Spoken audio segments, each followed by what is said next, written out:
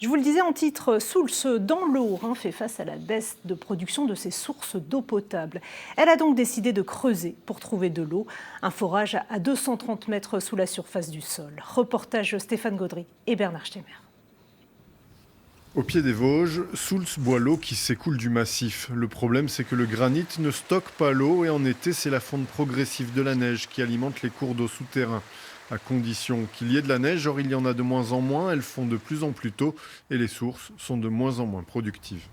Le changement climatique démontre que sur le massif des Vosges, on a 14% de moins d'eau qui est produite. Et donc il faut qu'on travaille par des économies, mais aussi en trouvant des sources pérennes qui permettent en fait que les populations et que les entreprises ont toujours de l'eau sur le territoire. D'où ce forage entamé sur les hauteurs de Soultz qui devrait fournir près de 500 mètres cubes par jour.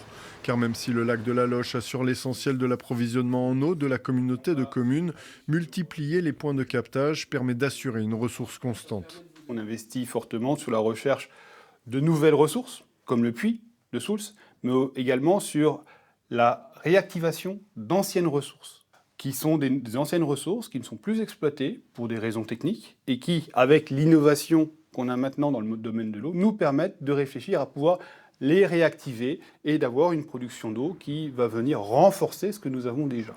Ce qui permettra d'assurer l'alimentation en eau potable des habitants pendant les travaux de rénovation et d'agrandissement du lac de la Loche, de quoi assurer à terme l'autosuffisance à l'échelle de l'intercommunalité.